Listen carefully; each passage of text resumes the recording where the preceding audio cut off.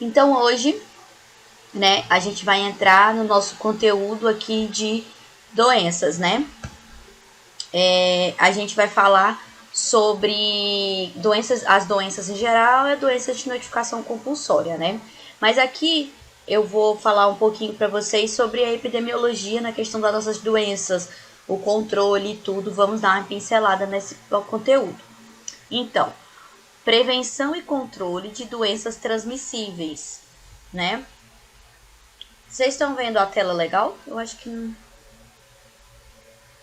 Acho que ela não tá do jeito que eu gostaria. Agora sim. Agora ficou a tela inteira, né? Então vamos lá. Prevenção e controle de doenças transmissíveis, né? O Brasil vem alcançando resultados cruciais na prevenção e no controle de doenças transmissíveis e dispõe do mais completo programa de imunizações do mundo. Então, né, nós somos referência em imunizações, né, no mundo. E aí é interessante os nossos dados, né?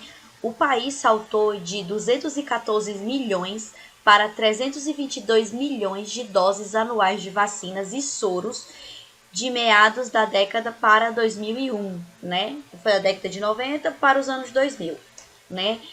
Tem em seu calendário básico todas as vacinas recomendadas pela Organização Mundial da Saúde.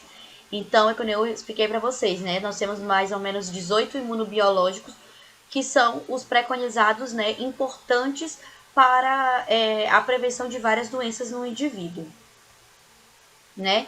Ó, aqui já está atualizado, ó. São 45 tipos de imunobiológicos disponíveis gratuitamente em todo o país para toda a população. E agora esse número ainda vai aumentar, né, com os imunobiológicos da Covid. A poliomielite, né? O Brasil é o único país que consegue em um único dia, como acontece nas campanhas de vacinação contra a poliomielite. Então, nós somos o único país que consegue em um dia alcançar uma população muito grande, né? Com relação à polio, né? Nós temos 131 mil postos de saúde em época de campanha de vacinação atuando ativamente nessas campanhas. A gente mobiliza 530 mil pessoas, né, entre profissionais de saúde, voluntários e todo mundo da área, né? A gente vacina mais de 17 milhões de pessoas, né, em apenas uma campanha. Então são dados assim que nenhum lugar no mundo tem, né? A doença que pode deixar sequelas graves e até mesmo matar chegou a acometer 3.596 crianças no ano de 1975. Foi totalmente erradicada no nosso país a partir de 1990, graças ao sistema de imunização.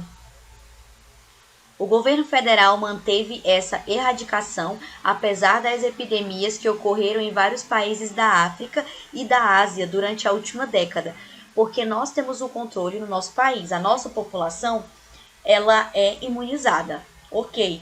Porém, em outros países, né, eles não têm acesso a esse tipo de quadro vacinal. Então, nos outros lugares, eles não são vacinados.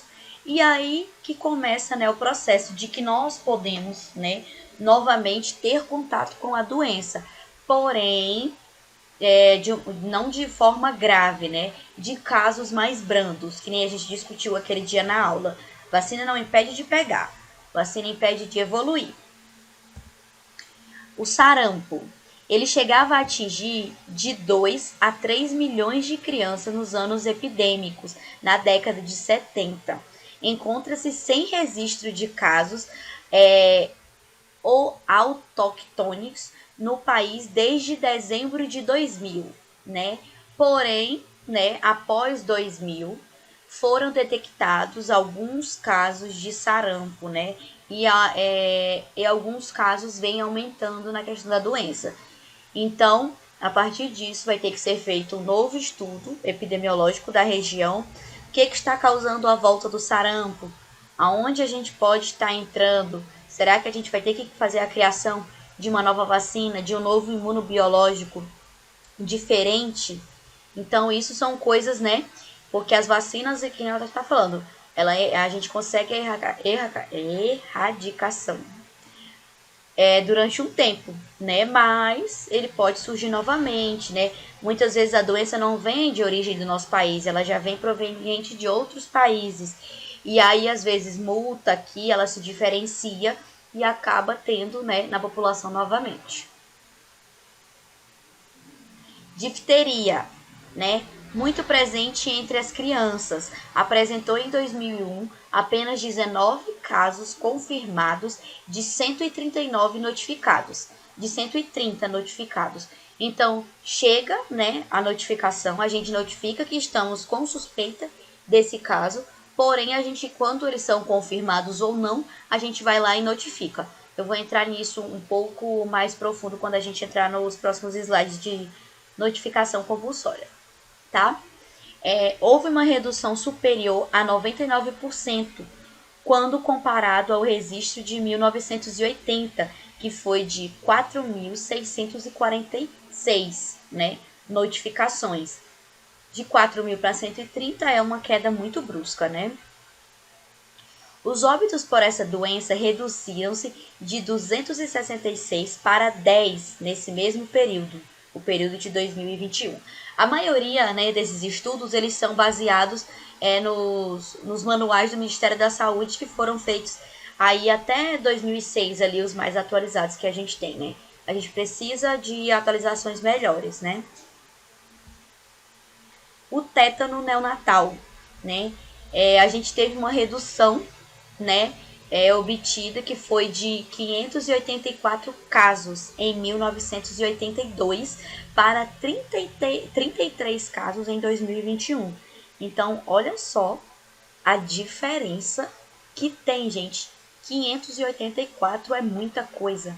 33 casos em 2021. 2021 não, 2001. Então, é uma diferença, é uma queda brusca, né? As mortes por essa causa também se reduziram 17 vezes, de 470 ocorrências em 82 para 27, né? Então foi quase aí 95%, 96% das pessoas pararam de morrer, né, das crianças por causa do tétano neonatal. Tudo isso graças ao programa de imunizações. E aí, com esses dados, o Brasil já atingiu a meta de incidência inferior a um caso por 1.000 nascidos vivos. Então, a cada 1.000 nascidos vivos, a gente tem um caso de tétano neonatal. É considerada pela Organização Pan-Americana de Saúde como indicativa da eliminação dessa doença como problema de saúde pública. Então, a partir de uma X contagem, a doença já não é mais um problema de saúde pública, né? Por exemplo, a Covid. Hoje, ela é um problema de saúde pública. Mas à medida que a gente conseguir vacinação, a gente vai conseguir a erradicação, não quer dizer que nunca mais vão ter casos, como a gente está acompanhando aqui na história. Sim, terão casos, né? E sim, ainda podem ter óbitos. Sim, porém, vamos fazer um quantitativo de um estudo epidemiológico que a partir de um quantitativo X, a gente consegue eliminar ela de um problema de saúde pública. Já não é mais um problema tão grande, entendeu? A cólera, né, em 98, pegou aí 2.745 pessoas, né, em todo o país. Em 2001, gente, eu tô insistindo, em 2021. Em 2001, caiu para 7 casos. E em 2002, nem tinha registros. Até hoje, a gente não tem registro de cólera, né? Que é uma doença muito antiga. Mas aí teve a redução da doença por quê? Né? Por causa do tratamento de água, o esgoto, né? Foi ensinado questão de higiene, né? Como as pessoas que não tinham acesso ao tratamento de água. Teve épocas que o governo, ele distribuiu aqueles negocinho pequeno de água sanitária. Deve ser da época de vocês, gente. Da minha época eu lembro. Aquele marronzinho de água sanitária era distribuído para a população, né? Justamente para isso, para a gente ter acesso a esse tratamento da água na nossa casa. Pois é, Priscila, viu? Da época de alguém tem que ser. Então, o objetivo dali, na verdade, foi uma campanha do Ministério da Saúde, né, para a gente ter esse acesso à questão de higienização da nossa água. Ele era indicado para a gente jogar em poço, caixa d'água, essas coisas, né, que a gente tem contato com a nossa água. E foi uma campanha que deu super certo, mas nunca mais eu vi, né, um dia desse que eu vi lá no posto, que as meninas conseguiram um monte daqueles, mas assim, nunca mais eu vi, né, não sei o que foi que aconteceu com esse programa, mas é um programa muito legal e que funcionou durante muito tempo. E eu acho que se ele tivesse continuado para essa época de Covid também seria muito bom. Porque a gente sabe que a água sanitária, ela também é uma forma de limpeza, ela também mata bactérias, né? Ela também mata fungos, ela também mata vírus, né? Então a água sanitária é muito indicada. Eu acho que seria uma campanha interessante, né, para ser para eles fazerem novamente, né? E aí, igual eu tô falando, né, as ações, né, monitoramento, né, por que a gente teve essa erradicação? Gente, hoje eu tô top, né, hoje eu tô cansada aqui só, tava até tomando um café, ver se eu fico desperta para vocês. O monitoramento das secretarias, né, como eu falei, sempre monitorando os novos casos, Isso vale, na verdade, para todas as doenças, né? As notificações compulsórias existem para isso, para a gente fazer o monitoramento se a doença voltou, se ela não voltou, tá? Então, assim, eles sempre pesquisam, né, a distribuição, igual eu tô falando do hipoclorito, né, naquela época seria muito bom, e o material informativo, né, com relação à população, de como usar esse hipoclorito, de como tratar a sua água, né, isso é um fator muito importante. A doença de Chagas, né, ela é responsável por cerca de 100 mil casos novos por ano no final da década de 70. Então, a doença de Chagas encontra-se com a transmissão vetorial pelo Trypanosoma infectans, tá? Eu escrevi aqui errado, é Trypanosoma infectans, tá? Completamente interrompida em 10 estados, inclusive em Minas Gerais, onde foi descoberta. Então, a doença de Chagas, porque assim, ela é transmitida pelo um vetor, né? Qual é esse vetor? É um mosquitinho que vai lá e pica, e aí ele leva, né, esses germes para dentro do nosso organismo, eles entram na corrente sanguínea e começa todo um processo inflamatório bem sério que pode até atingir, né, o coração. Então, quando ela não é tratada, ela é muito grave, ela tem uma morbidade muito grande, né? E ela pode ser uma doença silenciosa. Nos casos que ela não é tratada imediatamente, podem levar à morte em 95% dos casos, né? Porque a pessoa fica ali, ela na corrente sanguínea e tendo problema, mas problema silencioso, né? E aí quando vai ver já tá atingiu ali todo o sistema cardíaco, né? E já é irreversível. Porém, com várias metodologias, né, conseguiram erradicar o vetor, que é o mosquito. Né? Eles conseguiram que não tenha mais reprodução desse mosquito. Se não tem o mosquito, não tem o vetor. Se não tem o vetor, não tem a doença. Né? Principalmente em Minas Gerais. Né?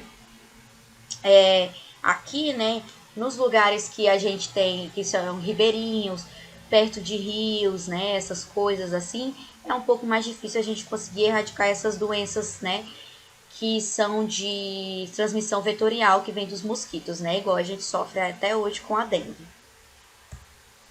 A malária, né, em 1999, o nosso país atingiu 637 mil, né, pessoas e ainda estava crescendo. Em agosto de 2020, foi lançado o plano de intensificação das ações de controle de malária, né?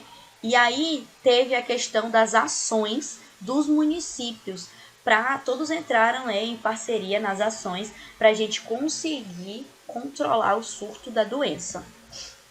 E em 2021, né, foram registrados 2001, foram registrados 389 mil casos da doença, isto é, 248 mil a menos que 2 anos antes, né? Uma redução de 40%. Mas não parece grande coisa, só 40%, as outras doenças a gente conseguiu 90%, né? Só que a gente sabe que principalmente na nossa região, a malária também é transmitida pelo vetor. O vetor da malária é um mosquito. Então a gente ainda tem, infelizmente, a gente ainda tem a reprodução dessa doença. Tem épocas que tem surto de malária, acontece mais, né, nos interiores, por aí. E sim, ainda temos algumas mortes provocadas pela malária. Porém, não é tão grande que nem era antigamente. Então, a gente busca sempre a redução e a evolução, né, da doença.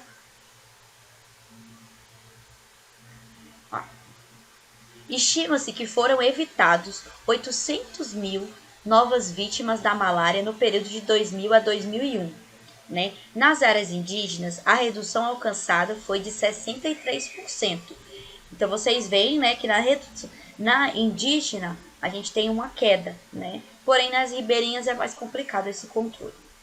A febre amarela, né? Em 98 teve a intensificação da vacina nas áreas onde tinham mais surtos, né, de febre amarela e potencialmente riscos, né? E aí vem o estudo epidemiológico. Fizeram um estudo do local e viram que ali era um local propenso que poderia ter riscos de as pessoas contraírem a febre amarela. Então vamos fazer o quê? Campanha forte de vacinação nessa região, né? Então, no período de 98 a 2001, aplicaram-se 63,4 milhões de doses da vacina. Essa ação possibilitou manter sob controle a febre amarela silvestre, que é a forma mais grave da febre amarela, tá? Em 2000 foram registrados 85 casos e 41 em 2001. Então já teve uma redução muito grande de um ano para o outro, né? Bem significativa. Essa doença, ela manteve-se erradicada, né? A gente conseguiu controlar a febre amarela urbana, que é a febre amarela que circula, né, na nossa zona urbana, que é a forma mais branda da doença. Então, a gente conseguiu controlar uma das formas delas, que até hoje a gente não tem mais surto. A gente ainda tem problema com a febre amarela silvestre, tá? E a dengue, né? Que a gente sofre surtos e surtos e mais surtos de dengue, né? Igualmente com outros países tropicais do mundo, porque esses países tropicais, eles acumulam muita água, né? Tem muitos rios, tem muita água, chove bastante, então, infelizmente, nesses períodos o mosquito se prolifera, né? O número de municípios infestados pelo mosquito Aedes aegypti, vetor da doença, chegou a 3.529 em 2021, com um número de 358 mil casos notificados entre janeiro e junho daquele ano. Então, vocês veem, né, a quantidade que tem. Já em 1995, o governo federal implementou um plano de intensificação das ações de controle da doença. Então, entre 97 e 2000, foi colocado em prática um plano de controle do mosquito, levado a todo o país, especialmente nos municípios localizados na área de maior incidência da doença. E aí o Ministério da Saúde teve toda essa verba, né, 374 milhões em reais, né, para o combate ao controle da dengue. E aí, em julho de 2002, né, lançaram o Programa Nacional de Controle da Dengue, ampliando os recursos que chegam a mais de 1 milhão, incluindo um forte componente de informação e mobilização social. Então, toda essa campanha da dengue, ela é muito forte, né, nas regiões tropicais, né, e é investido, né, um valor muito grande, 1 milhão não é pouco não, né, justamente para isso, para a gente colocar a CS na rua, para comprar todos aqueles insumos para a gente fazer o tratamento da água, para evitar, né, tem locais de controle que a equipe de saúde, quando o posto está bem, né, das pernas, a grosso modo dizer, até tampa de caixas eles têm disponibilizando para a população. Porque as pessoas mais antigas, elas usam aquelas caixas de... Eu nem lembro o nome do material. Não é as caixas de hoje em dia, que é aquele plástico, né? É umas caixas antigas, e elas não tinham tampa, porque muitas pessoas quebrou ou realmente não tem. Tem gente que mandou fazer cisterna grande e aí não tem tampa, né? E quando eles detectavam que esses lugares não tinham tampa e a família não tinha condição de estar providenciando, a própria equipe ia lá, media, mandava fazer a tampa e ia entregar na casa do paciente, né? Da família. Então, mais uma metodologia super interessante para a gente conseguir controlar, né, as epidemias.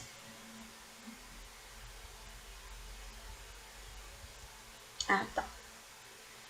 Aí agora aqui a gente vai para a parte, né? Eu dei uma pincelada aqui sobre a epidemiologia das doenças, falei um pouco dela, né? E agora a gente vai entrar realmente sobre as notificações compulsórias.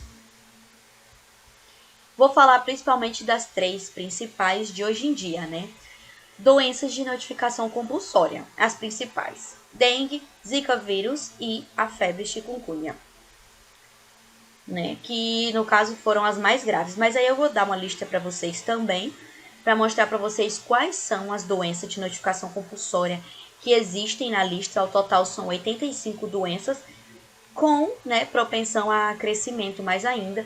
E algumas dessas doenças que já foram erradicadas continuam na lista de notificação compulsória. Não é só porque ela foi erradicada que ela vai sair da lista, tá? Gente, dúvidas até aqui? Tô com a impressão que eu tô falando muito rápido. Tá tranquilo para vocês?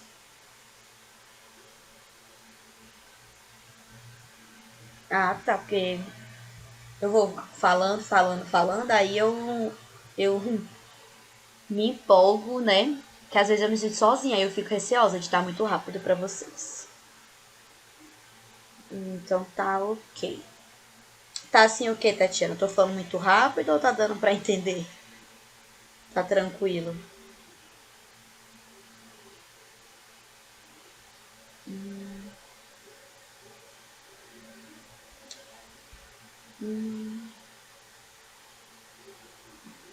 Tá. Então vamos lá. O que é essa tal notificação compulsória que eu tô falando pra vocês desde o primeiro dia de aula? Ela é um dos fatores mais importantes em saúde coletiva. Na verdade, é um dos nossos parâmetros principais em saúde coletiva, né? Ele é o parâmetro que ajuda a gente ali a realmente estudar o índice de doenças, se está crescendo, se está diminuindo, né?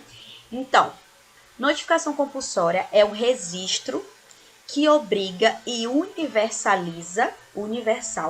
as notificações, visando o rápido controle de eventos que requerem pronta intervenção.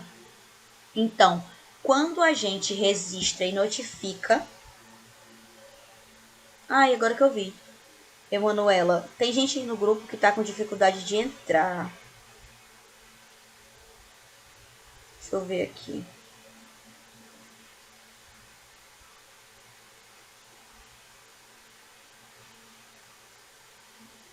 Gente, eu não sei qual é a dificuldade de entrar num link, né? Porque eu mando o mesmo link que eu mando pra vocês, eu mando pra mim também, porque eu tenho que entrar pelo do CTAC e entro pelo meu mesmo. E o mesmo link que eu mando pra vocês, eu mando pra mim. Eu nunca tive dificuldade. Eu até mudei a forma que eu tava enviando, deixa eu enviar de novo aqui. Pra ver se ajuda esse povo. Só um pouquinho.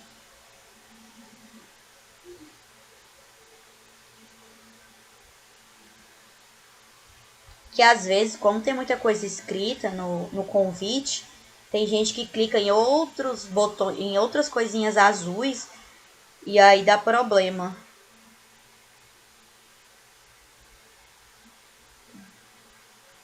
Eu enviei até pros dois grupos, eu não sei qual é o que tava tendo dificuldade.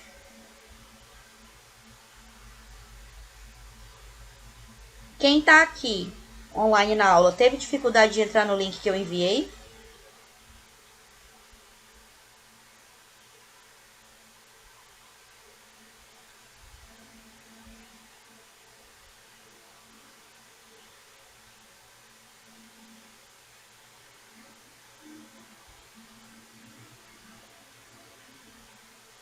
Deixa eu ver.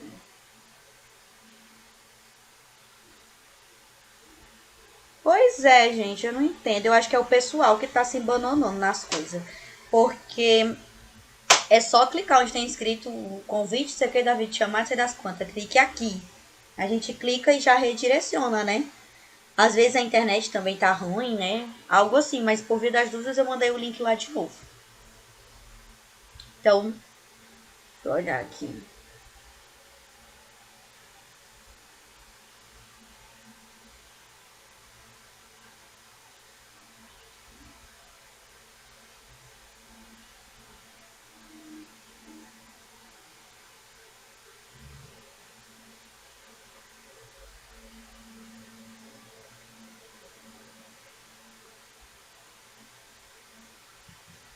E é isso. Também não posso parar a aula pra ficar, né, batendo papo. Enfim, igual eu tava falando, né? Ele é um registro, né, que na verdade ele é um fator que nos obriga a registrar, né, doenças, o aumento de doenças, a diminuição de doenças, né, justamente para isso, né, visando um rápido controle, que caso tenha um aumento, a gente já fica de olho, ó, naquela região ali tá tendo X casos, ainda não é uma epidemia, mas vamos ficar de olho que ali tem uma propensão de risco. Então, né, a gente já fica de olho nela, né?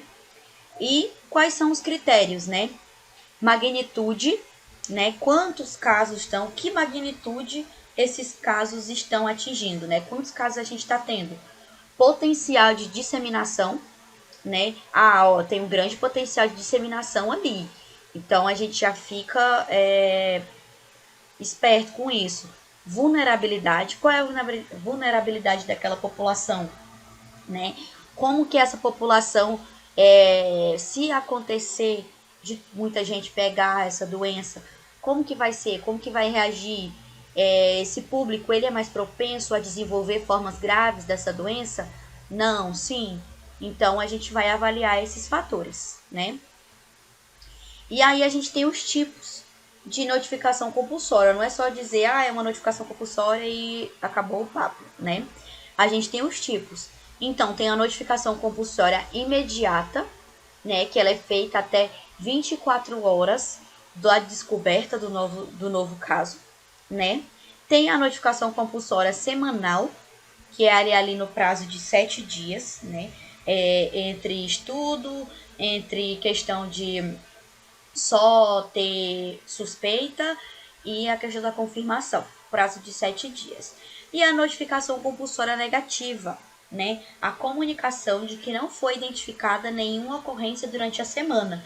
Então, por exemplo, a gente teve várias notificações de uma certa doença, né? Notificação imediata, notificação semanal. Toda semana nós tínhamos aumento aí de casos de uma certa doença. No caso, um exemplo da gripe, né? A gente tem aumento das notificações da gripe.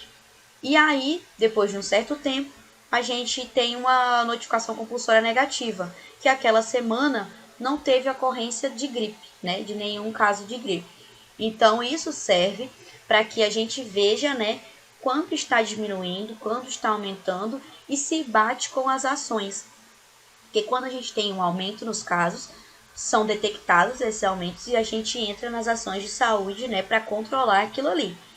Quando os casos, né, começam a baixar, a gente, não, as ações estão funcionando. Não, os casos não estão diminuindo, as ações não estão funcionando. Vamos mudar a estratégia. E funciona, né, dessa forma. Eu vou até mostrar aqui para vocês, antes de ir para frente, as doenças, né? Deixa eu dar um zoom aqui.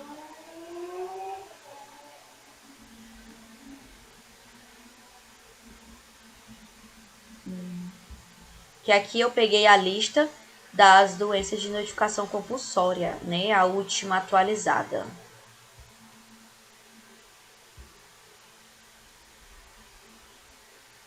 Vocês estão conseguindo enxergar legal?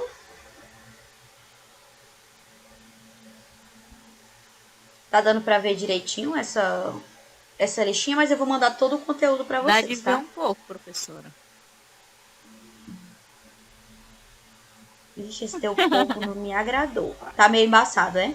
É só fazer um zoom que a pessoa consegue ver melhor. Agora sim, tá melhor. Ah, eu aumentei aqui a fonte. Ficou melhor pra vocês, né? Porque o parâmetro de vocês é diferente do meu, né? Que eu tô vendo aqui, pra mim eu vejo tudo bem, né? Mas pra vocês principalmente pra quem faz no celular. Às vezes o celular ele embaça, tem a qualidade ruim. Aí faz que nem o colega falou mesmo. Dá um zoom assim, né? Com a mãozinha mesmo. E aí vocês enxergam melhor também, tá? Mas eu vou mandar pro grupo isso daqui, tá bom? Então, todas as doenças ou agravos de forma de ordem alfabética. Eu vou explicar para vocês o que entra, né? Entram as doenças, né? Nós temos as doenças de notificação compulsória e nós temos alguns agravos, alguns problemas que eles também entram, né, como uma notificação compulsória. No caso aqui, ó, aqui no começo, a gente já tem o número um. É um acidente de trabalho com exposição a material biológico. Ele não é uma doença, mas ele é notificação compulsória. Mas por que ele é? Porque a gente tem aí um agravo que pode acontecer. A gente teve um acidente de trabalho que a pessoa ela teve acesso ao material biológico. Que material biológico? Excretas, sangue, né? Algum desses materiais biológicos. E essa pessoa que teve o contato, ela pode vir a desenvolver, né, alguma patologia proveniente a isso. Então a gente tem que notificar. Por que a gente notifica esse tipo de acidente? Porque nós precisamos saber, né, também, além das doenças, a gente precisa entender como estão essa questão de agravos, né, na nossa população. Por exemplo, se tiver um aumento de acidentes de trabalho com exposição de material biológico, que normalmente isso acontece com os profissionais da saúde, né? Acontece com a gente. Então, se eu tiver um surto desses acidentes, um aumento, tem alguma coisa errada, né? Vai começar a entrar lá no sistema, um monte de acidentes. E aí, o que a gente vai fazer? Olha, tem alguma coisa errada. E aí a gente vai começar a fazer um estudo epidemiológico. Aonde está tendo esse aumento? Aqui em Rio Branco, por exemplo. Ah, não, a gente teve aumento desse tipo de acidente. Muito. Resposta. Acho que tu quis dizer receosa, né? Com esses acidentes. Acho que é, né? Mas tem que ficar mesmo. Tem que ficar mesmo, gente. É uma coisa muito séria que a gente pensa que nunca vai acontecer, tá? Com a gente, mas acontece mesmo. Essa história de agulha é um negócio assim extremamente sério. O índice de profissionais técnicos de enfermagem, tá? Com acidente de trabalho, com pérfuro cortante, é muito grande. E muitos desses casos nem são notificados, justamente porque o profissional. Acontece. O profissional, ele não notifica, né? Porque dentro dos hospitais, em qualquer local de saúde, a gente tem uma vigilância epidemiológica. E aí, quando acontecem esses casos, quando acontecem esses casos, a gente tem que notificar. E os profissionais, eles não notificam. Muitas vezes porque ele tem medo de vir uma punição, né? Porque muitas vezes isso acontece por negligência dele mesmo, sabe? Do próprio profissional. Se negligenciou. Muitas vezes acontece porque eles não estão usando EPIs, porque ele não manuseia como é realmente correto o manuseio. Então entra todo um processo. Quando a gente tem um acidente de trabalho dessa forma, o profissional ele começa a entrar em medidas profiláticas, né? Ele começa várias medicações que ele tem que tomar para a gente tentar controlar algum processo patológico que venha a acontecer, né? E muitos deles não gostam, né? Eu já ouvi da boca de profissionais que não iam notificar porque ia tomar um coquetel e não sei o que, aquele coquetel é muito ruim e fica com medo do que acontece com o organismo no coquetel. Então é muito sério. E isso acontece muito com acadêmico também, tá? O colega tá falando aqui que a menina se furou com a seringa. Gente, acontece demais assim, né? Você tá manuseando ali a seringa com a agulha, fazendo uma aspiração, por exemplo, principalmente acadêmico. Acontece abrir ampola também, né? Quando vão abrir as ampolas ali, vai abrir a ampola de qualquer jeito, acontece também, né? Acontece, por exemplo, que a acadêmica gosta muito de esquecer, vai aplicar uma medicação intramuscular. A aplicação intramuscular é bem tranquila, né? E aí o profissional não coloca luva, esquece. Ou às vezes tem profissionais que não põem luva, né? E aí vai, faz todo o processo lá e sangra, né? Tem algumas pessoas que sangram bastante. E aí transpassa, né? Pega na pele do profissional. Às vezes esse profissional, assim, ele tem algumas aberturas na unha, tem uma cutícula ali que tirou a cutícula, né? Porque a gente sabe que cutícula é proteção, tá? Quem era da área da saúde não deve estar tirando cutícula. Fica a dica para as meninas. Tirou uma cutícula, abriu uma porta de entrada. Então o sangue entra, penetra por aqui, ó, entra na corrente sanguínea e pode estar gerando uma patologia. Quando isso acontece, a gente tem que notificar. Então, para vocês verem, né, como isso é uma questão muito, muito séria, tá? E aí, por isso que ela está aqui dentro das notificações compulsórias. Porque ela não é uma doença, mas é um agravo, né? E aí acontece essa questão aqui, ó. A periodicidade da notificação. Mostrei para vocês que a gente tem, né, as 3 etapas, né? Os 3 períodos. E aí, quais são as doenças que precisam ser notificadas imediatamente, né? Aqui nesse quadro até ficou melhor para vocês entenderem. Quais são as coisas que têm que ser notificadas imediatamente? Acidente de trabalho com exposição de material biológico é a primeira. Por que, que ela tem que ser notificada até 24 horas? Porque a gente precisa entrar até 24 horas com o coquetel profilático. Por quê? Para a gente tentar criar uma barreira para os patógenos não conseguirem penetrar no organismo. Dessa pessoa não adquirir um HIV, uma sífilis, né? E outras doenças que a gente pode estar adquirindo aí. Então, faz uma profilaxia no profissional para evitar. Entenderam? E a gente tem acidente de trabalho grave, fatal, e em crianças e adolescentes, né? Tipo quedas, né? Acontece muito em construção civil. A questão do quando não tem ali a segurança, né? Toda a segurança na construção civil, acontecem vários acidentes, cai coisas em cima de profissionais, machuca. Isso é muito comum de acontecer. Por isso a gente precisa notificar, né? Justamente além do tratamento do profissional, que ele tem que ser imediato, a gente precisa notificar para ser feita uma investigação também dentro desse local, né, para saber se as condições de trabalho estão adequadas a esses profissionais e se vai continuar o número crescente desses acidentes de trabalho, né? A gente teve épocas de ter muitos acidentes de trabalho, né? E por isso criou-se uma área de atuação, né? Que é a área técnica, técnico de segurança no trabalho. A função dele é exatamente essa, né? É estudar a questão de segurança para os profissionais. Ele estuda a estrutura física, ele estuda todas as condições que o trabalho tem que oferecer ao profissional. Então é muito interessante isso.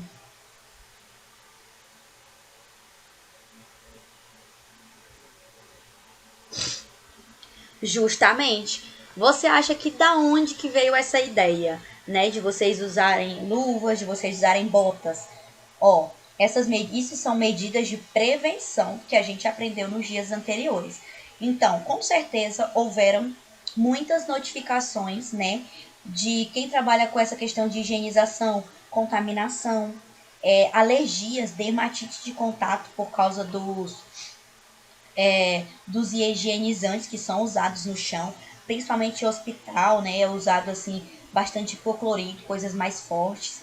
E você tem contato com vários micro-organismos se você for ali pegar com a mão, né?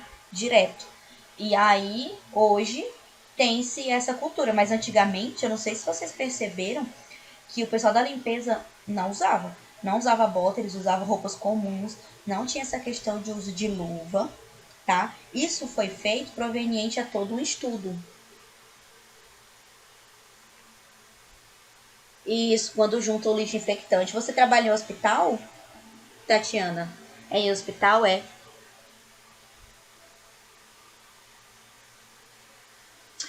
Ó, pois é, tem todo um cuidado. Imagina se as meninas, né, da limpeza não tivessem cuidado. Quantas pessoas da área da limpeza foram infectadas antigamente por doenças, simplesmente por estar dentro do ambiente de trabalho. No Santa Juliana, né?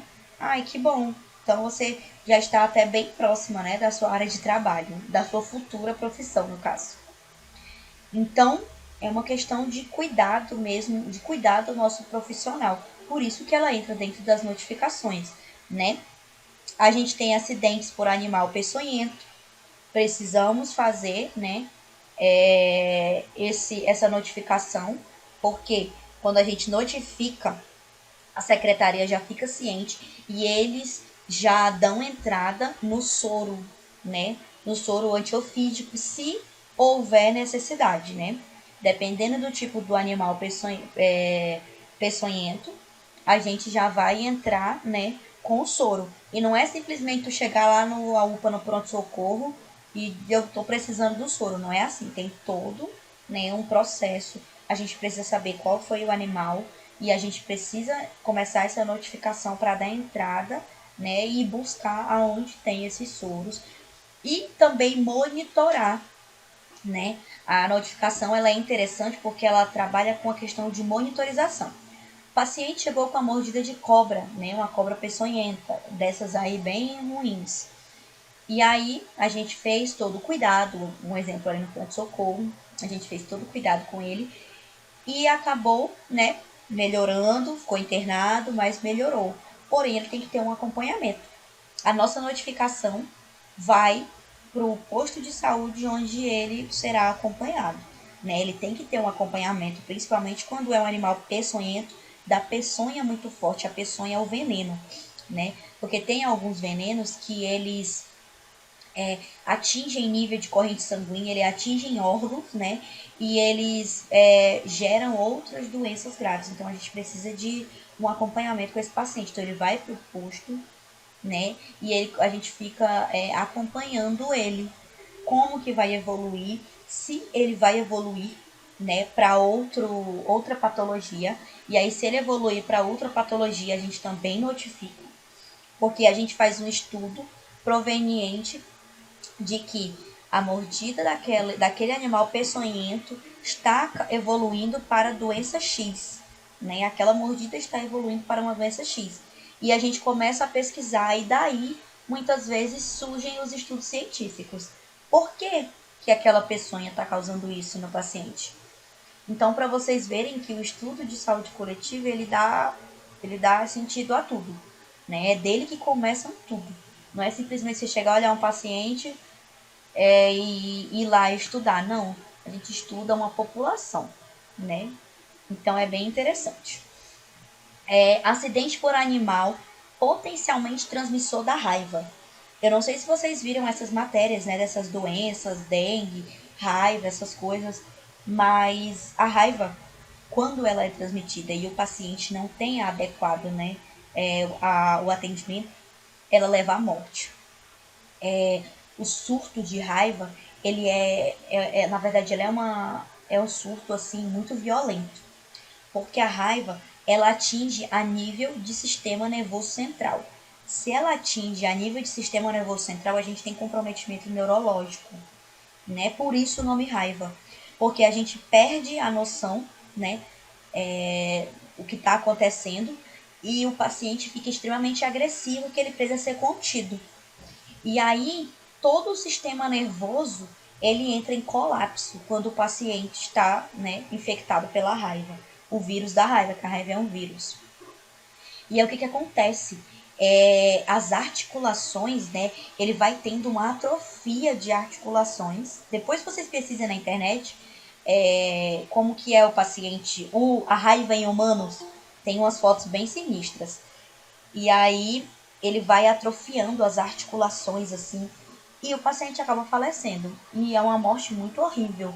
Por isso que a raiva ela tem todo um acompanhamento, né, com ela. E por que que potencialmente transmissor? Porque a gente não vai esperar o paciente começar a manifestar sintomas, porque a partir do momento que ele manifesta os sintomas, a gente já não consegue fazer muita coisa. Quando o paciente tem contato com um animal que pode estar com a raiva, que não foi vacinado, que estava tendo sintomas de raiva, aí a gente já leva, né, para o lugar para ele ter o atendimento, para ele já tomar a vacina de raiva, tá? A vacina de raiva ela não está disponível para todo mundo. É um imunobiológico, além de ser caro, não tem por que aplicar como profilaxia dessa forma, né, dentro do calendário vacinal.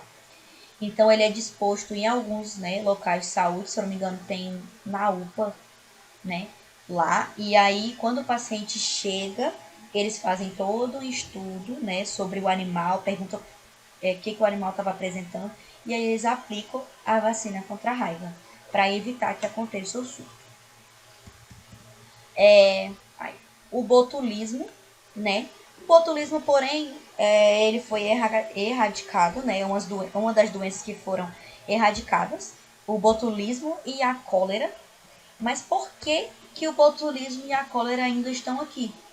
Porque que nem a gente viu ali naqueles dados epidemiológicos que eu mostrei para vocês. Por mais que as doenças estejam, né, erradicadas, acontece delas voltarem. Por isso que a gente tem uma lista de doenças a equipe de saúde fica de olho. Entendeu? A gente, não, isso aqui é uma doença de notificação compulsória. Então a gente tem que estar sempre pesquisando se o paciente pode estar tendo um surto daquilo. E a gente tem que controlar antes que se agrave todo o processo, né? Então, as doenças que já foram erradicadas, elas continuam nas notificações compulsórias, porque aí a gente consegue ter aquelas médias que eu mostrei para vocês. Ah, não, em 2021 a gente teve 2 casos de cólera. Não, isso é um exemplo, tá, gente?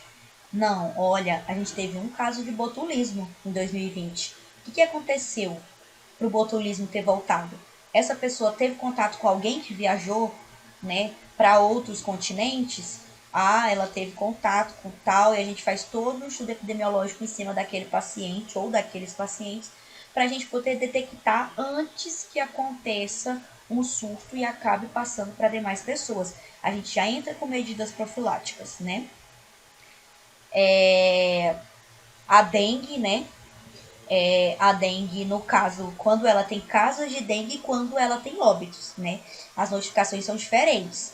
Quando o paciente adquire a dengue e é quando o paciente falece por causa da dengue. Então, a gente faz o quantitativo. Por quê? Porque a gente quer saber, em média, quantos pacientes estão sendo contaminados pela dengue, né? E quantos vêm a evoluir para as formas graves, né? Foi por causa de notificações assim que a gente conseguiu detectar que o Covid, em certas populações, atingia as formas graves, por causa de notificações. Difteria também é uma doença que já foi erradicada, porém, vez ou outra aparece um caso, né? A doenças de Chagas, como eu falei para vocês, né? Doenças de Chagas aguda é quando a gente tem o episódio aqui e agora. O mosquito acabou de picar e ele está tendo sintomas aqui. Ele chega no posto de saúde, a gente faz os exames, detecta a doença de Chagas, é detectada por um exame de sangue. E aí lá a gente, né, já sabe que ele está na forma aguda. Quando é tratado na forma aguda, ela tem mais chances, né, do paciente sair sem sequela nenhuma e da gente controlar todo o processo, né, fazendo o tratamento certinho. Da forma crônica, né, a doença é quando ela se alastra ali 1 ano, 2 anos, né? Infelizmente, o paciente adquiriu uma forma crônica que fica na forma silenciosa ali, só afetando a corrente sanguínea, Então, a gente precisa ver o quantitativo de quantos pacientes estão deixando, porque ela só evolui, ela primeiro passa pela aguda, não é tratado, e aí ela evolui para a crônica. E a partir disso, a gente vai atrás de saber que os pacientes não estão fazendo o tratamento, tá? A doença, gente, eu não vou nem tentar falar esse nome, porque do jeito que minha língua tá enrolada, é esse nome aqui, ó. Creu de alguma coisa. Também é uma doença muito antiga, né? Que já foi erradicada. Porém, a gente continua fazendo pesquisas. E nos dados que eu li, a gente ainda não encontrou, né, atualmente, nenhum caso dessa doença. Que eu não vou citar o nome, porque senão eu vou embolar minha garganta não, minha língua toda. Tá? Proveniente dela, a gente tem, né, a doença invasiva por Haemophilus influenza e a doença meningocócica e outras meningites. Proveniente desta doença aqui, a gente tem a evolução para essas formas aqui, ó, e há outras meningites. Então, sempre que a gente vê casos, né, de meningite, principalmente, que a meningite é uma inflamação das meninges na cabeça, né, as meninges.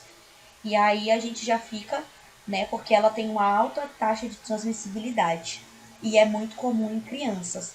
Então a gente já fica de olho, né? Ela já foi erradicada há muitos anos atrás, mas infelizmente todos os anos a gente detecta alguns casos de meningite.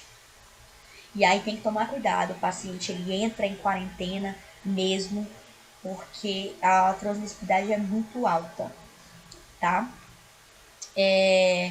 E doenças com suspeita de disseminação intencional, né? Antraz pneumônico e tularemiac, né? Da varíola. Todas elas são variações da varíola.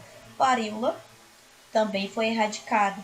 Porém, gente, acontece que nem eu disse, algumas pessoas viajam, pegam essas doenças, né? Têm os sintomas e acabam passando de forma intencional. E tudo isso a gente tem que pesquisar também para poder notificar, tá? As doenças febris hemorrágicas, né, emergentes, né, o ebola, né? Já tivemos o surto de ebola, que era uma doença hemorrágica, né, a lazai, a febre purpúrica brasileira, né? Mas muitas dessas a gente quase não tem mais casos, né? Porque já foram também controlados. A doença aguda pelo vírus da Zika, a doença pelo vírus da Zika em gestantes, né? A Zika já foi, né, uma doença muito importante, já tivemos, né, uma epidemia de Zika. E aí, a partir disso, houve as notificações, por isso que teve a notificação de Zika, o vírus, e de Zika em gestantes, porque a partir da notificação, por exemplo, em gestantes, a gente começou a fazer a pesquisa de como, né, essas crianças iriam nascer. E a partir disso foi, né, feito as pesquisas com relação à microcefalia e outros problemas neurológicos, né? Óbitos também por causa da Zika, né? Nos ajuda muito a saber se a doença ela tem um índice de mortalidade muito grande ou não, né? Enfim, né? Tem várias doenças, febre amarela, febre chikungunya, né? Ó, a febre do Nilo Ocidental, né? Que a gente não tem aqui, né? Ela é proveniente da Índia, porém a galera traz pra cá e a gente tem que ficar de olho, né? A febre maculosa também, que é antiga, febre tifoide, né? A hanseníase, que já foi muito importante, né? Todo esse processo, né, da hanseníase já foi muito importante. E a gente, né, precisa saber ainda quantos casos de hanseníase estão tendo e questão do índice de tratamento, né? As hepatites continuam sendo, né, casos de notificação compulsória, né? O HIV é um caso de notificação compulsória, que aí no caso é todo um protocolo, né, das hepatites e do HIV, porque a detecção é muito mais rápida do que qualquer outras doenças. Por isso que a gente tem os testes rápidos. Por isso que foram criados os testes rápidos, porque a gente começou a perceber que estava tendo um aumento, né, de casos dessas doenças. Então foi pensado em uma forma de detecção rápida, né, porque elas têm uma alta taxa de disseminação. Então a gente começou a detectar de uma forma mais rápida para poder notificar. O paciente vai para a salinha do teste rápido, se der positivo para alguma daquelas doenças, ele já vai direto para a notificação. E lá na própria notificação, ele já, muitas vezes, ele já inicia o tratamento, já são dispensados os medicamentos, tá? Na sala da vigilância epidemiológica, lá já ficam alguns medicamentos para o paciente e ele já sai direto, né? Eles encaminham para o médico, faz a consulta, e dependendo do que seja, ele já sai de lá com os medicamentos para fazer a primeira medicação. Então é uma coisa muito rápida e muito criteriosa, né? E tem que ser feito ali com todo cuidado com esse paciente, né? Para não ser uma coisa que cause alarde, né? E aí, né? Temos a infecção pela influenza, né?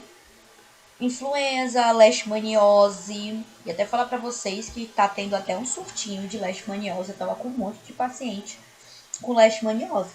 Eu queria até ir na vigilância epidemiológica lá do posto para dar uma olhada como que tá a notificação lá. Porque anda aparecendo muitos pacientes com lesão de leishmaniose, né? A leishmaniose, quando ela é tratada, hepatite avançada, né? Olha, para você ver, né? Às vezes ele já tinha o vírus do HIV, né? E aí adquiriu também a hepatite. E todos esses agravos, né? Muitas vezes ele deixa, né? O HIV ele deixa o sistema imunológico da pessoa muito debilitado, né?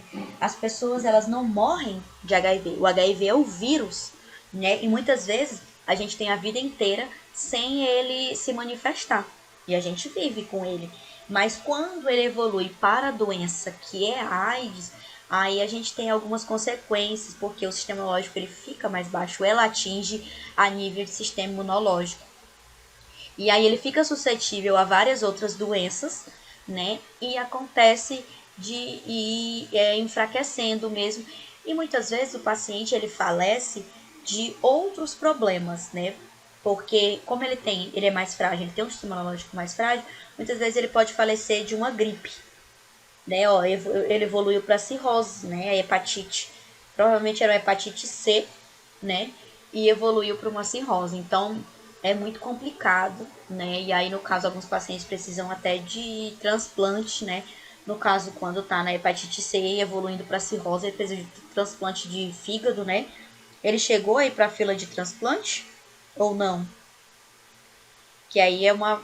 Inclusive, não, né? Pois é.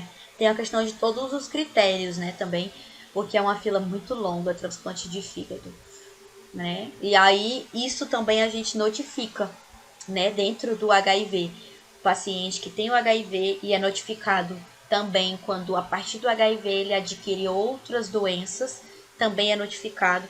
É notificado se ele está fazendo tratamento e é notificado o falecimento também, né? Para a gente poder fazer todo esse estudo epidemiológico, né? E, né, a leishmaniose também, ela deixa os olhos bem amarelados mesmo, a questão da hepatite C. Indício de quando tá grave, olhos amarelados, porque ele tem uma alta produção de toxinas, né? Porque o fígado que ele metaboliza as toxinas, mas aí ele não consegue mais metabolizar e o corpo fica muito intoxicado, por isso que muitas pessoas também que com a evolução de hepatite C para cirrose, elas começam a ficar com alguns problemas de esquecimento, né? Às vezes elas apresentam alguns problemas mentais, né? Falam coisa com coisa, justamente por essa intoxicação do organismo, né? Os olhos também é um acúmulo muito grande de bilirrubina, e aí é dos sintomas, né, clínicos que a gente percebe, né? E aí a leptospirose, né, que sempre tem, leptospirose sempre aumenta em período de cheia, né? Mas por que a gente sabe que aumenta em período de cheia? Por causa da notificação, tá? Malária na região amazônica, malária extra-amazônica, né, pra gente acompanhar se teve malária em outros estados do país, né? A questão dos óbitos por malária, a pólio, né? Também essas pestes, né? Eles chamam de pestes aquelas doenças antigas, peste negra, né? Umas doenças mais endêmicas, tá? Ó, aqui entramos na raiva humana, né? Isso tudo, gente, são as notificações que tem que ser feitas com 24 horas, tá? Ainda estamos falando das notificações que tem que ser feitas nas primeiras 24 horas, né? A rubéola, sífilis, tá? A sífilis se não fosse a notificação da sífilis, gente, você não tem noção. Na época do meu TCC eu fiz, né, sobre a sífilis em gestantes. E aí, onde a gente vai saber quantos casos estão tendo de sífilis em gestantes? No programa de notificações, né, que é o SINAM, né, é o Cadastro Brasileiro de Doenças de Notificação Compulsória. Então você entra, é um banco de dados que ele tem todas as doenças lá dentro, né? Se vocês tiverem curiosidade, Vou até colocar aqui no nosso bate-papo. Sinan, tá? Se vocês quiserem dar uma pesquisada no banco de dados e quiserem se aprofundar, né, de quantas doenças tem, então vocês podem entrar aí no Sinan. E lá você tem todos os índices, as últimas pesquisas, os fatores que impedem essas pesquisas de acontecer. Porque assim, é tudo muito bonito, notificação compulsória, é tudo muito maravilhoso, mas ainda hoje tem lugares que não notificam. Além de ter pacientes que não procuram atendimento, nós temos lugares que não notificam as doenças, né? Ainda não se notifica. Tem locais mais remotos que também não existe notificação compulsória. Então, às vezes, a gente só tem os dados da cidade, da capital. Dos interiores a gente não tem acesso, né? E também tem um caso que a gente observa no programa que, a partir de um certo tempo, por exemplo, quando se começou a ser obrigatório as notificações compulsórias, que foi a partir dos anos 2000, quando realmente foi obrigatório notificação compulsória, depois de alguns anos, a gente vê um aumento de casos. Só que, porém, a gente tem que tentar perceber que alguns aumentos de casos são atribuídos ao fator de que agora que eles estão notificando esses casos, não quer dizer que os casos estão aumentando. Quer dizer que agora que eles estão tendo a devida atenção aos casos. Que eu digo no caso da sífilis, né? A gente encontrou vários fatores dessa forma, né? Que tinham, quanto mais recente, né? Na época, 2017, 2018, né? Tinham muitos casos. E a gente foi pesquisar, na real, nem tinha subido tanto assim. Porém, eles começaram a realmente notificar e dar importância a algumas doenças, gente. Porque até hoje tem doenças que não são bem notificadas, né? Aí, né, síndrome respiratória aguda, né? Olha que legal. A síndrome respiratória aguda associada a coronavírus, né, o SARS-CoV, né, ela já está nas doenças. Teve até uma pessoa que me mandou no WhatsApp ontem perguntando, né, se o Covid, né, estava dentro da lista de notificação compulsória. Na verdade, ele está na lista de notificações compulsórias há muitos anos. Por quê? Porque o vírus, o SARS-CoV, ele não é um vírus de agora, ele não é um vírus novo. Nós temos vários tipos, né? Ele está sendo pesquisado, gente, desde 2005. 2005 surgiu um, aí passou alguns anos, eu sei que parece que em 2009, 2012, aí 2016, 2017, e cada ano tem um tipo de vírus diferentes, entendeu? Então, para vocês verem, se não fosse essas notificações dele, por isso que ele entrou para as notificações compulsórias, porque percebeu-se que era um vírus que estava presente, né, ali na nossa sociedade, porém ele não evoluía tanto de formas graves, mas ele existia. E aí percebeu-se que era um vírus que sempre estava aparecendo de formas diferentes. Então começou a ficar de olho e ele entrou. Porém, eu acho que se tivessem dado uma importância maior, né, para ele, eu acho que a gente não teria tido uma pandemia, né, desse vírus, mas isso aí fica para os especialistas, né? Isso é a minha opinião, né? Eu acho que se ele já estava na lista de notificações, se eles já estão, né, já estavam fazendo a pesquisa dessa doença há muitos anos, se eles viram a evolução desse vírus sempre se mutando, por que ele não poderia aparecer uma mutação de forma agressiva, igual apareceu agora e ainda estão aparecendo, né? Vocês veem que o vírus da Covid é um vírus que se muta. Toda hora eles falam que está aparecendo uma variante diferente e essa variante atinge, né, uma população diferente. E aí a gente vê que é um vírus extremamente mutável. Então eu creio que ele merecia, né, uma atenção a mais, né? Mas a gente tem o banco de notificações, né? E hoje, principalmente foi a partir de 24 de julho de 2020, a Covid-19, né, que é a Covid nossa, quando surgiu, que foi em 2019, a Covid-19 se tornou uma doença de notificação compulsória. Então, a gente notifica, além dos novos casos, a gente notifica tratamento, a gente notifica tratamento com sucesso e evolução da doença, só que ela é notificada de uma forma mais criteriosa hoje, né? Do que todas as outras doenças. A gente notifica os casos, notifica as internações, notifica a evolução, notifica também as doenças das sequelas do Covid também são notificadas, que a gente vê, né? Os problemas que são essas síndromes respiratórias. Alguns pacientes adquirem ou readquirem a asma, né? Problemas circulatórios, trombose, problemas cardíacos, problemas. Nossa, tem tanto problema, né? E tem alguns que ainda estão sendo estudados. Então a gente notifica ela de uma forma bem mais criteriosa. Por isso que a gente tem hoje aquelas. Se vocês entrarem no site do Ministério da Saúde ou até, né, do. Ai, gente. Da Secretaria de Saúde aqui da cidade, vocês abrem e está sempre atualizado, né? O número de óbitos, o número de internações e tudo. Aquilo dali nada mais é do que um parâmetro de epidemiologia, um parâmetro vindo diretamente da notificação compulsória. Tá ok?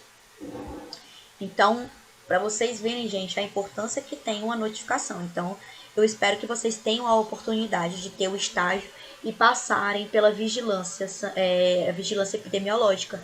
É um setor bem legal, um setor bem importante, né? É muito burocrático, claro, mas eu acho importante vocês terem esse contato para vocês entenderem de fato a importância que tem essas pesquisas, tá? E aí a questão do tétano também, que a gente precisa entrar, das vacinas, né? O tétano neonatal, que a gente viu, né? Que conseguimos ali controlar o tétano neonatal, mas ele continua. A toxoplasmose gestacional e congênita, que teve um surto de aumento, essa toxoplasmose, né? Tatiana, vamos orar para dar as coisas dar certo, né? Para vocês nos estágios. Mas se Deus quiser, a coordenação tá se virando ali para dispor o campo para vocês, né? E aí, né, a toxoplasmose gestacional está aumentando, né? E com ela vem as consequências, né, das crianças que têm sequelas neurológicas, lábio leporino, fenda palatina. Então, tudo isso são consequências. Tuberculose, né? Nós ainda foi uma doença que a gente conseguiu erradicar.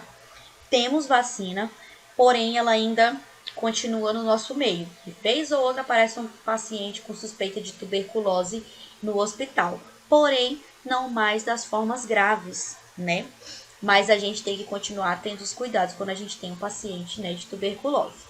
A varicela, violência doméstica, violência sexual e tentativa de suicídio, que nem eu falei para vocês.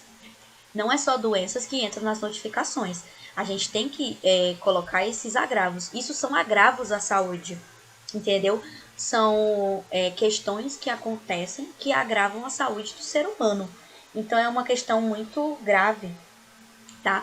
Violência doméstica, a gente tem que notificar, porque aí essa notificação ela já é diferenciada.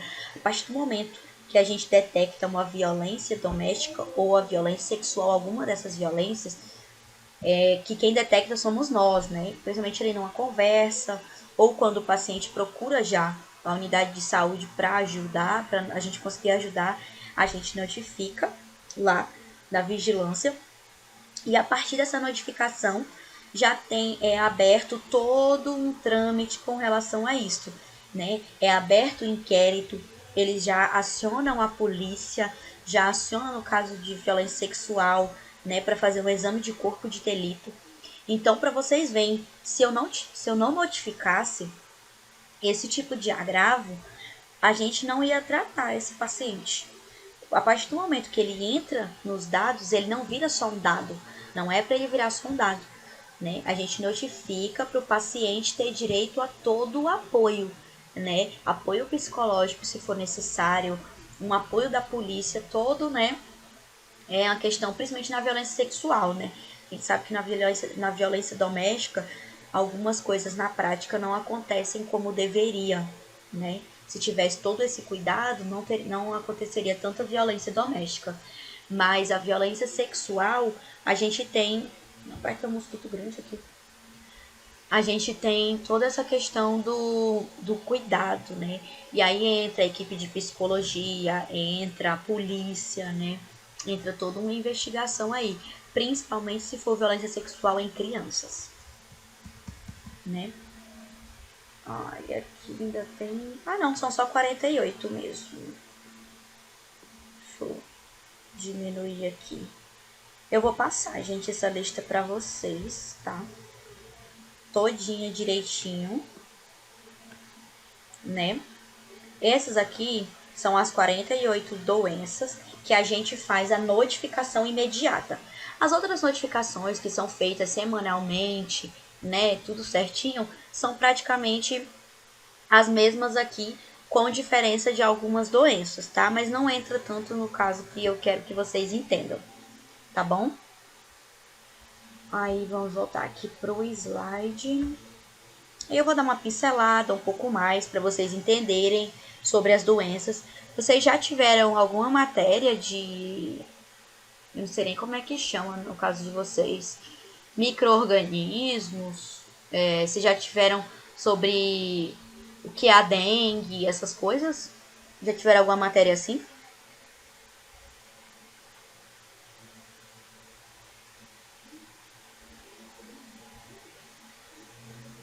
Isso, microbiologia, né? Ah, maravilha, então. Acho que eu não preciso pincelar com tanta riqueza de detalhes, né, gente? Se vocês já tiverem, eu coloquei aqui mais de caráter de conhecimento mesmo, tá? Tipo no caso da dengue, né, que é uma doença infecciosa, né? Saiu meio doido aqui. Né? E ela pode ser hemorrágica, né? E a gente pode ter choque, evoluir para óbitos, né? Ainda temos, ela ainda é considerada um problema de saúde pública, né? Principalmente quando as pessoas têm, né, propensão em lugares que tem um ambiente favorável para a sua proliferação do mosquito, né? O nosso vetor é o Aedes né? E aí tem a questão da picada, né, que é pela fêmea, né? E essa doença, né, começou na África, né?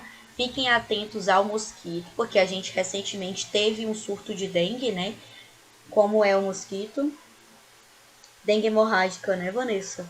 Menina, olha, tu sobreviveu, mulher. Dengue hemorrágica é complicado. Faz tempo que você teve?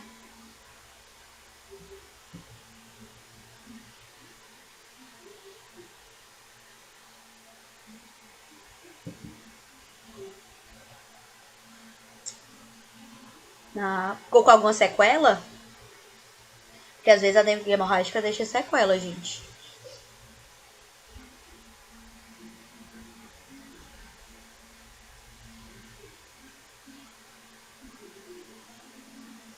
Graças a Deus, porque algumas pessoas ficam. A gente tem algumas sequelas até neurológicas, tá? Aqui, né, o nosso mosquitinho, quando a gente vê, tem que matar ele. E se você vê na sua casa, é hora de você observar como está, né, o seu ambiente e o do seu vizinho também, né? E aí, ó, igual eu falei, né, ela deixa sequelas, né? Na forma hemorrágica, ela tem um alto índice de mortalidade, né? Ó, em 2015 a gente teve um registro de 1.587.000 casos, milhões de casos, né, prováveis de dengue no país, né? E mais de 500 mil pessoas tiveram dengue no Brasil, né? Só aqui no Brasil, né? Então, assim, é uma doença muito séria, né? É a sequela do Covid, né? Ah, o Covid, você passar por ele, não ficar com a sequela, nem que seja o medo de pegar de novo, não pegou certo, porque o Covid é cruel. Então, assim, né, a dengue, ela ainda, nós temos surtos muito grandes, é tanto que a gente entrou novamente em calamidade, né, pública, quando a gente teve dengue juntamente com a pandemia do Covid, né? Foi muito séria. E aí a gente tem os 4 tipos da dengue, né? E aí, ó, é muito importante isso daqui, ó. Quando a gente tem um desses 4 vírus aqui, a gente fica imune a eles, né? Mas apenas contra ele.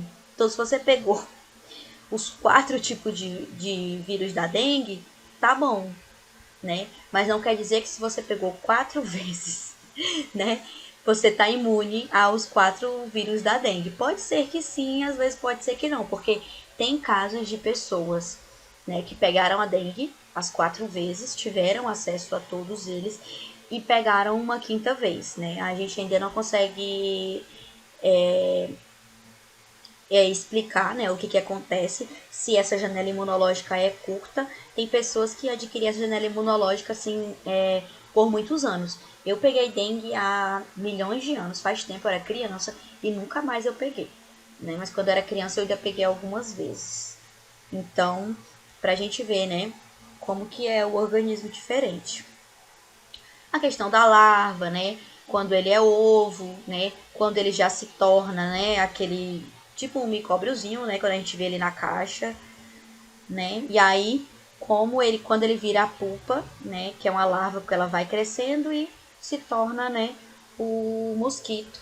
Esse é o ciclo de vida, né, o tempo que ele vive, a questão de que ele bota o ovo lá na água e tudo direitinho, né, a transmissão, né, o período de transmissibilidade, essas coisas e tudo. Vou até passar, que isso aqui é só para vocês aprofundarem. Eu também não vou cobrar na prova essas coisas sobre doença específica aqui dessas não, tá, gente? Eu só coloquei aqui mesmo a nível de conhecimento para vocês, né? Coloquei aqui como faz o exame também, eu não sei se vocês viram, né? O exame de detecção é a prova do laço, né? E aí tem todo o processo, né? Aqui a gente faz uma delimitação no braço e aí conta, né? As petequias que aparecem, né? No caso de crianças, nessa região onde tem aqui, ó, a gente faz, né? O desenho e se aparecer 10 ou mais petequias dentro desse quadro, é positivo. Em adultos, se aparecer 20 ou mais, né, dentro daqui, quer dizer, né, que a gente tem positivo para adulto. Então é um exame assim bem tranquilo, a prova do laço. Às vezes a gente pode fazer até em casa, tá? Questão de tratamento, né, a vacina, a prevenção, como a gente faz, né, e atribuições, né, da equipe de enfermagem, no caso, né? Que a gente tem que fazer a consulta, solicitar os exames complementares, principalmente os exames de sangue, né? Plaquetas, que a gente sabe que ela reduz bastante, né? Identificar os sinais de alerta de dengue, tá? Aí tem a prova do laço, a gente tem que realizar essa assistência domiciliar para ver como está o domicílio desse paciente, né? Se ele está tendo os cuidados da onde que veio esse mosquito. Entra novamente a pesquisa epidemiológica, porque eu tenho que juntar com a equipe para saber, não, tô tendo um surto de dengue no bairro 6 de agosto, por exemplo. A gente sabe que o bairro 6 de agosto é um bairro que está próximo ao rio, né? A gente está tendo um surto de dengue lá. Mas em que região do bairro 6 de agosto? Ah, não, a gente está tendo um surto de dengue na rua tal. Ok, então faz uma pesquisa, manda os agentes de saúde a esse local para fazer todo o levantamento epidemiológico e a gente começa novamente com aquelas medidas, né, da dengue que a gente bem conhece, as visitas domiciliares, e aí começa-se novamente a olhar as caixas se estão fechadas, joga aquele, né, o imunobiológico lá na água para o controle, para não proliferação do mosquito, para os ovos não conseguirem evoluir, tá? Então eles tiram amostras da água, tá? Para ver como está a qualidade do tratamento dessa água.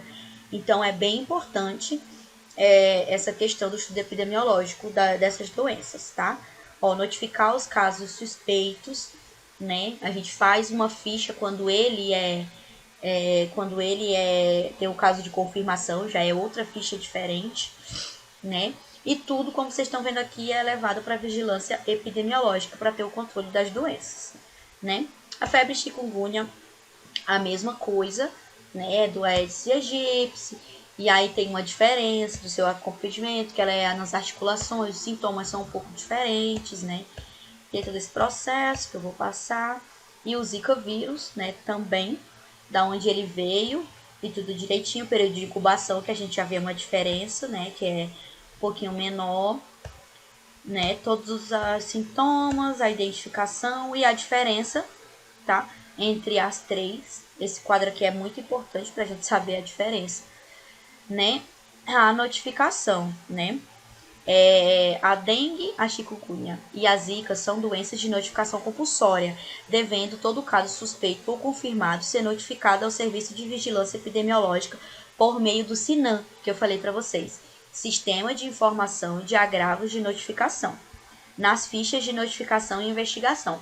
Sempre vai ter na sala, ou se não tiver, vocês encontraram um paciente suspeito de alguma doença de notificação compulsória, vocês vão lá no posto de saúde, é assim. Vocês vão lá na vigilância, né? Pega a folhinha, faz o levantamento do paciente e entrega na vigilância epidemiológica para ser feita, levantado, né? Os tratamentos, todo o processo que esse paciente vai precisar, tá? Então é bem importante e ele vai entrar nesse cadastro nacional. Então qualquer pessoa de qualquer lugar pode estar tendo acesso, inclusive a gente como população pode estar tendo acesso, né, às notificações do SINAM. É muito interessante para quem quiser estudar, né, epidemiologia, se vocês quiserem, né, ir para a área de pesquisa, é bem interessante essa parte. Então, essa bibliografia também, se vocês se interessarem, depois entrar, né, para se aprofundar mais no conteúdo, sem problemas. Em algumas coisas eu sempre gosto de deixar a bibliografia, tá? Tudo certo, gente? Vocês conseguiram entender? Falei muito rápido? Espero que tenha ficado claro para vocês, tá, gente? E é isso, galera. Se vocês não tiverem dúvidas, damos por encerrada a nossa aula de hoje. Boa noite.